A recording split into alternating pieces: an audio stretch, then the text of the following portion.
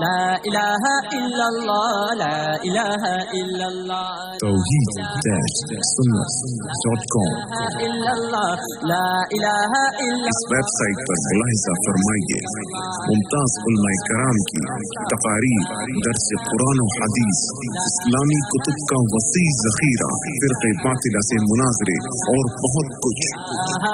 الا اللہ لا الہ الا اللہ لا الہ۔ احترام معزز علماء، بزرگوں، عزیز نوجوان ساتھیوں اور پردے میں بیٹھ کر سننے والی میری اسلامی مائیں اور بہنیں، آج 29 رجب ہجری 1428، 13 اگست عیسوی 2007 ہم یہاں اجنا مدینہ مسجد میں اصلاحی مجلس کے عنوان سے جمع ہیں۔ میرے مشفق، مخلص، محبت رکھنے والے طاہر بھائی شیخ جو اسی بستی میں آباد ہے، ان کی دعوت پر آج یہاں پر حاضری ہوئی ہے۔ اللہ تعالیٰ سے دعا فرمائیں، اللہ تعالیٰ اس حاضری کو ہم تمام کے حق میں قبول فرمائے۔ جہاں تک مجھے یاد ہے، آگے جمعہ میں اخلاق کے عنوان پر کچھ باتیں آپ کے سامنے بیان کی ہیں کہ اس وقت اخلاق کی کتنی ضرورت ہے، اور مسلمان جگہ جگہ پر جو بدنام ہو رہا ہے، مار کھا رہا ہے، وجہ اس کی یہ ہے کہ اخلاق جو اس کی سب سے بڑی طاقت تھی وہ گنوا چکا ہے۔ انہی اخلاق میں سے ایک چیز یہ بھی ہے کہ آپس میں ایک دوسرے کے ساتھ عفو و درگزر کا معاملہ ہو، اور یہ عفو و درگزر کا معاملہ کرنا، ایک دوسرے پر شفقت کا معاملہ کرنا، رحم کا معاملہ کرنا، تنہا آپس میں مسلمانوں میں نہیں بلکہ جتنے بھی لوگ ہیں، چاہے وہ مذہب اسلام کو مانتے ہو یا نہ مانتے ہو،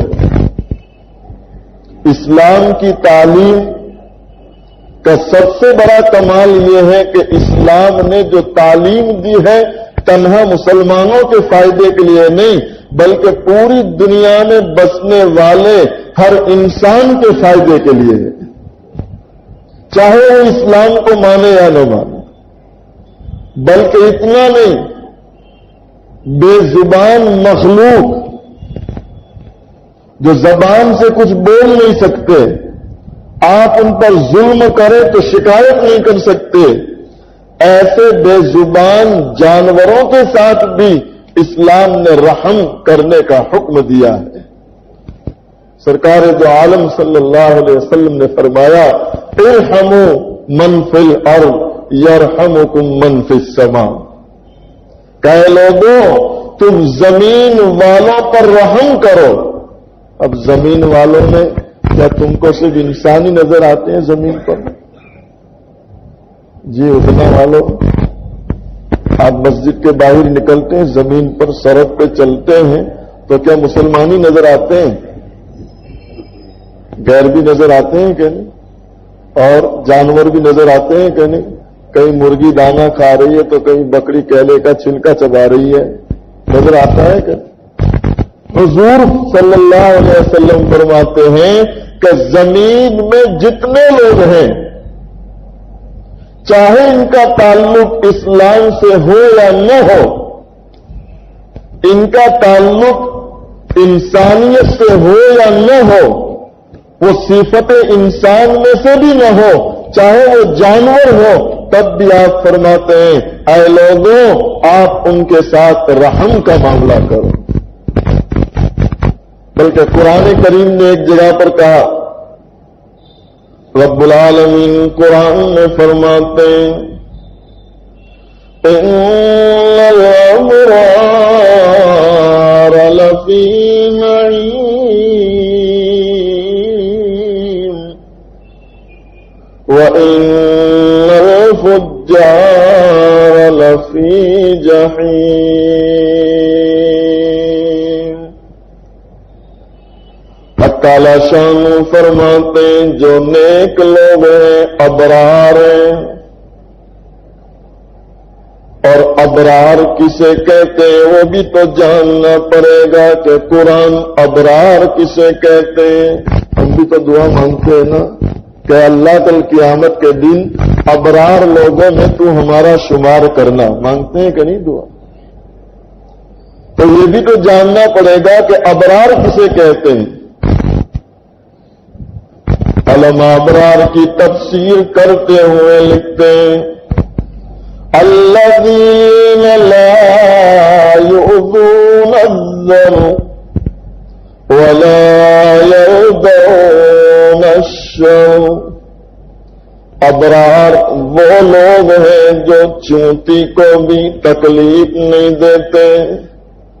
دیکھو وہ رحم کی تفسیر ہو رہی ہے، ارحموا من فی الارض، کہ وہ لوگ جو زمین پر ہیں ان پر رحم کرو۔ تو اس کی تفسیر، اس کی شراحت ابرار والی آیت سے علماء کر رہے ہیں کہ نیک لوگ وہ ہیں، ابرار وہ ہیں۔ ہم نیک اس کو سمجھتے ہیں جو مسجد میں صف اول میں نماز پڑھتا ہو اور تسبیح گھماتا ہو، باہر چاہے سب کی جیب کاٹتا ہو، کوئی حرج نہیں، مسجد میں چونکہ صف اول میں ہے تو ہم ان کا نام نیکوکار میں لکھتے ہیں۔ یہی ہے نا؟ دھوکہ اس لیے تو ہو رہا ہے، آج جو دھوکہ ہو رہا ہے وہ اسی لیے تو ہو رہا ہے کہ ہم نے نیک اور ابرار کا معیار مسجد کو بنایا، حالانکہ مسجد یہ معیار نہیں ہے، یہ تو عبادت کی جگہ ہے۔ علماء اس کی شرائط کرتے ہیں کہ ابرار وہ ہیں جو چوٹی تک کو بھی تکلیف نہیں پہنچاتے۔ میں اور آپ ذرا سوچیں کہ چونٹی تو بہت دور ہے، ہم بڑے بڑے لوگوں کو کتنا ستاتے ہیں، اور یہ جتنے عورتوں والے بیٹھے ہیں آپ ان کو پوچھیں کہ آپ اپنے گھر میں اپنی بیوی کو کتنا ستاتے ہیں۔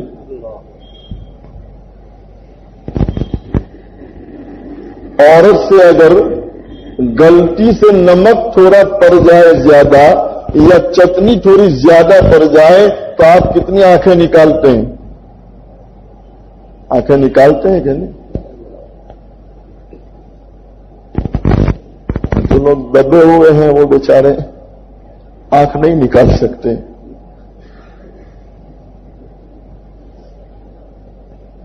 اور عجیب معاملہ ہے، حضرت حکیم اختر صاحب نے لکھا کہ اگر ان کی بیٹی کہیں اور ہے اور داماد پریشان کر رہا ہے تب تو بیچارے در در پہ جا کے رو رہے ہیں اور مولانا کے پاس جا کے تعویذ مانگتے ہیں کہ مولانا ایسا تعویذ دے دو کہ میرا داماد میری بیٹی کو پریشان نہ کرے۔ مانگتے ہیں کہ نہیں؟ اور اسی کے گھر میں دوسری کی لڑکی آئی ہے، اس کو ہر وقت ستا رہا ہے، تو یہ کہاں کا انصاف ہے؟ اور جو لوگ کمزوروں پر ظلم کر رہے ہیں، عورت کمزوروں میں ہے، عورت کا شمار کمزوروں میں ہے، جو لوگ کمزور پر ظلم کرتے ہیں اور بیجا ستاتے ہیں وہ ابرار میں سے کیسے ہو سکتے ہیں؟ بہت چھوٹی باتیں ہیں ویسے بہت چھوٹی باتیں ہیں، لیکن اسی سے انسان کیا ہے اس کا پتہ چلتا ہے۔ اس لیے میں نے آگے جمعہ میں بھی کہا تھا کہ سرکار دو عالم صلی اللہ علیہ وسلم نے میری اور آپ کی جو پہچان بتلائی وہ اس طرح بتلائی کہ خیارکم لنسائہم، یہ نہیں فرمایا کہ خیارکم لمساجدہم، یہ نہیں کہا کہ جو اپنی مسجدوں میں اچھے ہیں وہ باہر اچھے نہیں، جو اپنے گھروں پر اچھے ہیں وہ تم میں اچھے ہیں، اور جو گھروں پر بد اخلاق ہے وہ باہر بھی برے ہیں۔ علماء تفسیر فرماتے ہیں الذین لا یؤذون الزر، ابرار وہ ہیں، نیکوکار وہ لوگ ہیں جو چونٹی تک کو بھی تکلیف نہیں پہنچاتے۔ ایک بے زبان جانور کو کوئی ذرا سی تکلیف پہنچا دے تو علم و عرفان کے دروازے بند ہو جاتے ہیں۔ حضرت تھانوی رحمت اللہ علیہ کے حالات میں لکھا، اتنا بڑا عالم مجدد وقت ہے اور ولایت کی انتہا پر پہنچے ہوئے حضرت تھانوی رحمت اللہ علیہ کہ ان بزرگوں میں سے ہیں کہ جنہیں اللہ ہر 100 سال کے بعد بھیجتے ہیں۔ مجدد کا لقب دیا کہ 100 سال کے بعد اللہ ایک ایسا بڑا عالم دنیا میں بھیجتے ہیں۔ ایرانی صاحبہ ایک مرتبہ کہیں باہر جا رہی تھی، حضرت کی بیوی، تو پیرانی صاحبہ نے کہا کہ دیکھو میں باہر جا رہی ہوں، وہ دربے میں یعنی پنجرے میں مرغیاں ہیں، صبح کو ان کو باہر نکال کے پانی اور دانہ رکھ دینا، کہیں بھول مت جانا۔ پیرانی صاحبہ کہہ کے چلی گئی۔ اب حضرت تھانوی رحمت اللہ علیہ اتنے بڑے عالم، اتنے بڑے اللہ کے ولی، جو روزانہ کئی خطوط کے جواب لکھنے ہیں، بیان القرآن کی تفسیر لکھ رہے ہیں، کہاں یاد رہتا کہ مرغیاں دربے میں؟ کبھی ہمارا ذہن یہ بھی ہوتا ہے کہ ہم تو ماشاءاللہ 5 وقت کی نماز بھی پڑھتے ہیں اور دین کا بہت سارا کام کرتے ہیں، اس لیے اگر کسی کو کوئی تکلیف تھوڑی سی پہنچ جائے کوئی حرج نہیں، اللہ معاف کر دے گا۔ کبھی یہ بھی ذہن میں ہوتا ہے۔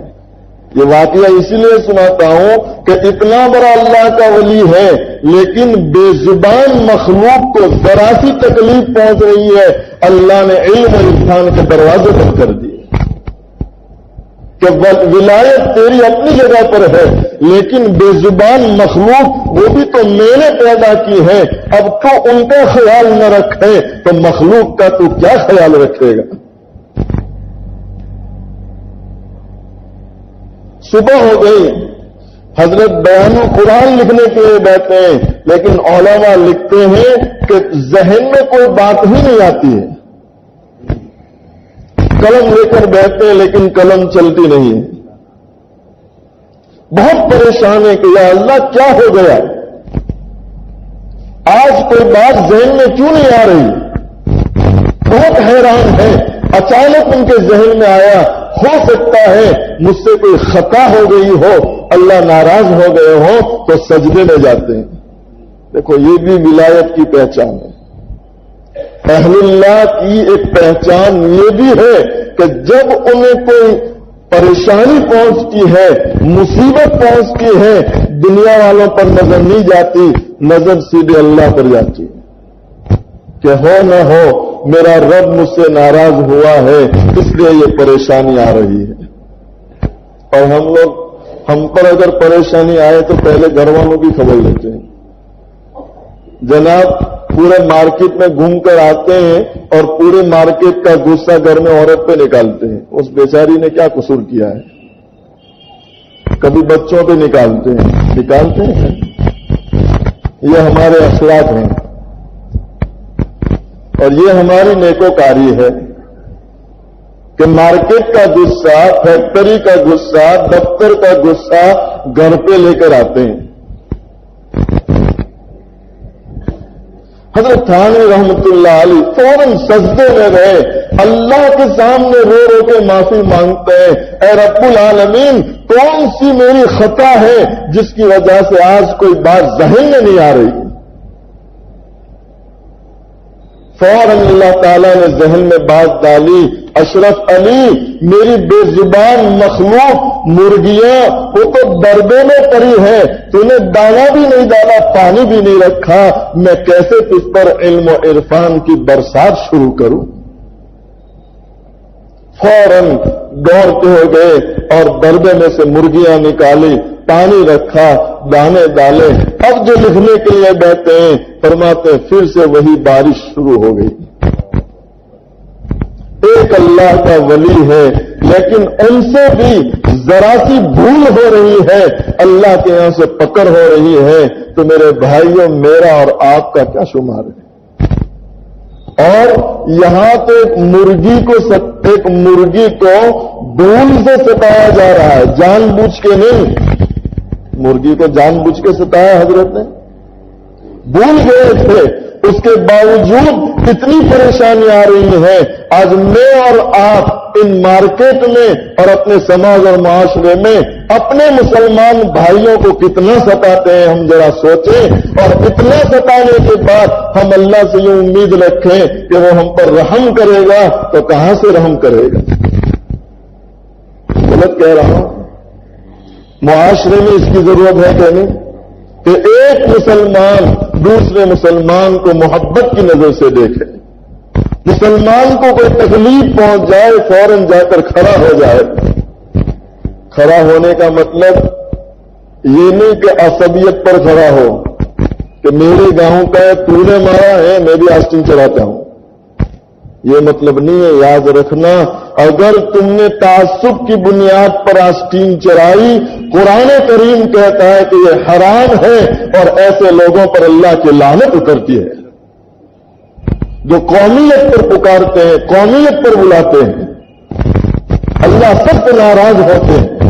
سرکار دو عالم صلی اللہ علیہ وسلم نے اسی عصبیت کو مٹانے کے لیے محنت کی ہے کہ مہاجر اور انصار ان میں کوئی قومیت باقی نہ رہے، عصبیت باقی نہ رہے، اور اس لیے مہاجر سے قربانی دلائی کہ اے مہاجر تمہارے گھروں میں دو عورتیں ہیں، یہ انصار آئے، انصاروں کو کہا کہ انصار تمہارے گھروں میں دو عورتیں ہیں، یہ مہاجر مکے سے ہجرت کر کے آئے ہیں، ان کا سب کچھ مکے میں رہ چکا ہے، اگر آپ کے گھروں میں دو عورتیں ہیں ایک عورت ان مہاجر کو دے دو۔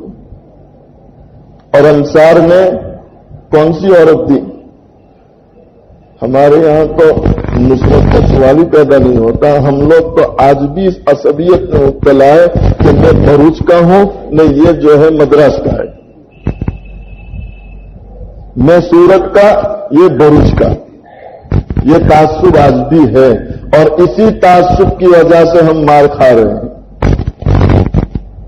دکان پہ سودا لینے جائیں تو دکان پر بھی واضح طریقے سے معلوم ہوتا ہے کہ یہ قومیت کو دیکھ کر سودا دے رہا ہے، مسلمان کو دیکھ کر نہیں دے رہا۔ غلط کہہ رہا ہوں بھائی، غلط کہہ رہا ہوں؟ غلط لگے آپ کھڑے ہو کر کہہ دیں کہ مول صاحب یہ باتیں چھوڑ دو، لیکن یہ تو میں دیہاتوں کی بات کرتا ہوں، تو شہروں کا تو سوال ہی کیا ہے؟ ہم خود اس سے گزر رہے ہیں، سوال ہی نہیں اس کا۔ انصار نے جو مدد کرنے والے تھے اپنے گھروں میں دو عورتیں تھیں، تو مہاجر کو یوں کہا اے میرے مہاجر بھائی آپ آؤ، یہ میری دو عورتیں ہیں، آپ کو جو عورت پسند ہو اس کو میں طلاق دیتا ہوں، آپ اس سے نکاح کرو۔ وہ قربانی آپ کو دے سکتا ہے؟ ہمارے پاس صرف دین کی باتیں ہیں ورنہ عمل نام کی کوئی چیز نہیں ہے۔ شاید میں نے جمعہ میں بھی کہا تھا، آج پھر کہہ رہا ہوں، میرے ایک استاد اکثر یہ کہا کرتے ہیں کہ مولانا علوم جو ہے وہ سب کتابوں میں رہ گیا، زندگیوں سے نکل چکا ہے۔ علوم کا مطلب یہی بات ہے.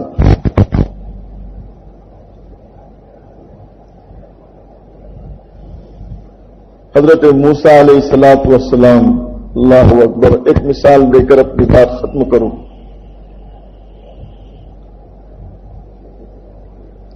جلال کا یہ عالم ہے کہ ایک گونسا مارتے ہیں تو اس کو ختم کر دیتے ہیں. جو جتنا طاقتور ہوتا ہے اس کو غصہ زیادہ آتا ہے، کیونکہ وہ سامنے والوں کو کمزور دیکھتا ہے. موسیٰ علیہ السلام بہت طاقت والے تھے، غصہ بھی بہت تھا، لیکن بے زبان مخلوق کے ساتھ آپ کا سلوک اور کردار دیکھو. اس لیے حدیث نے فرمایا، آپ صلی اللہ علیہ وسلم نے، سرکار دو عالم صلی اللہ علیہ وسلم فرماتے ہیں، من کظم غیظا فہو یقدر علی انفاذہ.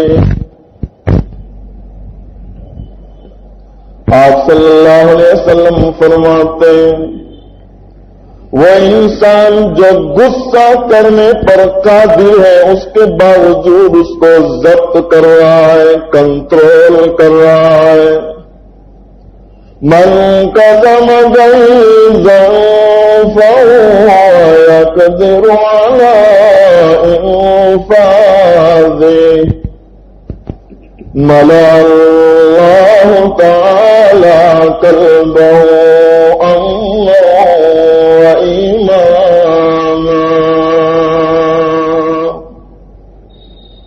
پیارے حبیب صلی اللہ علیہ وسلم فرماتے ہیں، غصہ کرنے پر قادر ہے، اس کے باوجود غصے پر ضبط کر رہا ہے،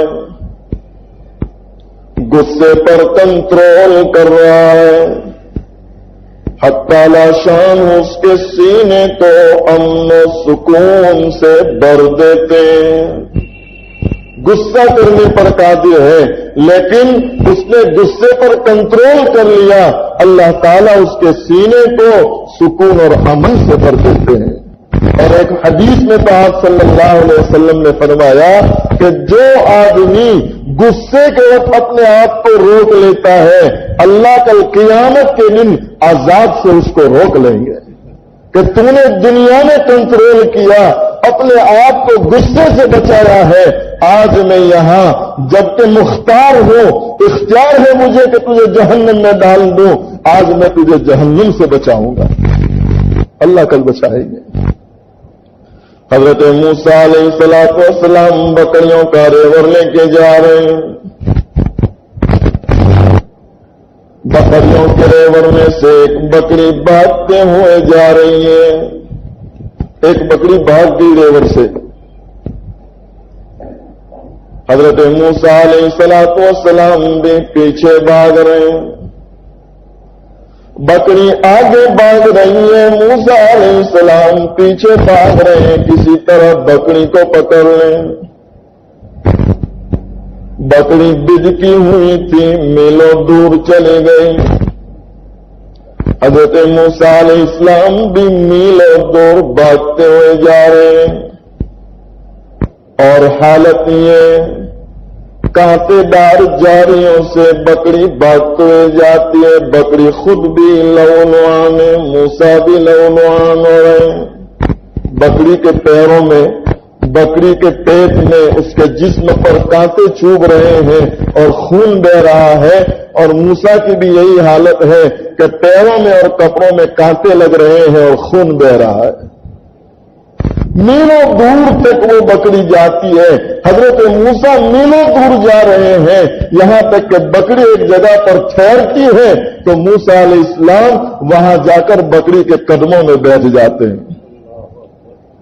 میں اور آپ ہوتے تو ذبح کر دیتے کہ نہیں؟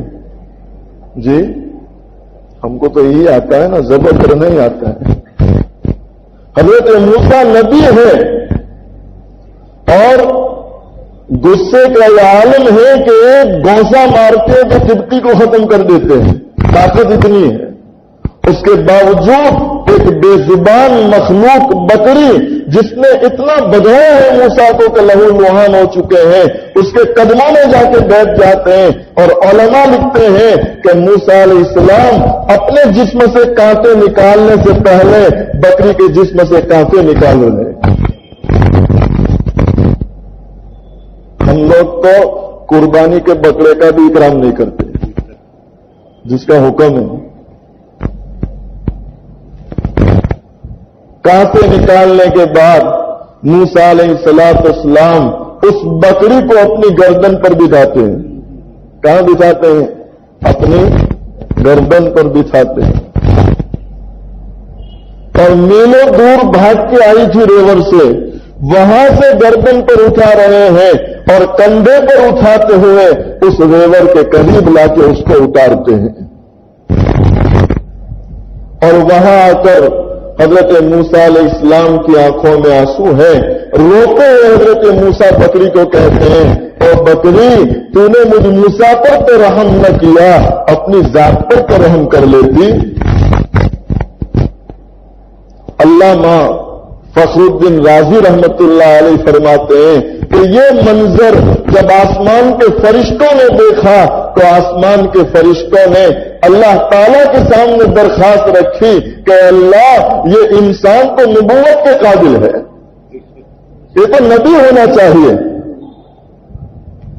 حق تعالی شان نے فرمایا، اے میرے فرشتوں، موسیٰ میرے علم میں نبی ہے، کہ اس کو میں نے پہلے سے نبوت کے لیے منتخب کیا ہے۔ میرے بھائیوں، حق تعالی شان ہمیں بھی اپنے مسلمان بھائیوں پر اور دوسرے جتنے بھی لوگ ہیں ہر ایک کے ساتھ اچھے اخلاق کا اور اچھا سلوک کرنے کی توفیق عطا فرمائے۔ عرض یہ کر رہا تھا کہ سرکار دو عالم صلی اللہ علیہ وسلم نے فرمایا، ارحموا من فی الارض یرحمکم من فی السماء، اے لوگوں، زمین والوں پر رحم کرو، آسمان والا تم پر رحم کرے گا۔ اور اسی لیے میں نے ابرار کی وہ تفسیر سنائی تھی، الذین لا یؤذون الزر ولا یردون الشر، کہ نیک اور ابرار وہ لوگ ہیں جو چوٹی تک کو بھی تکلیف نہیں دیتے اور برائی پر کبھی راضی نہیں ہوتے، برائی پر کبھی راضی نہیں ہوتے۔ اللہ تعالی ہمیں ان باتوں پر عمل کی توفیق عطا فرمائے۔ اللہ تعالی کہنے سننے سے زیادہ عمل کی توفیق عطا فرمائے۔ کیا فائدہ فکر بے شکم سے ہوگا، کیا فائدہ فکر بے شکم سے ہوگا؟ ہم کیا ہیں جو ہم سے کوئی کام ہوگا؟ جو کچھ ہوا تیرے کرم سے، جو کچھ ہوگا تیرے کرم سے ہوگا۔ وآخر دعوانا ان الحمد للہ رب العالمین۔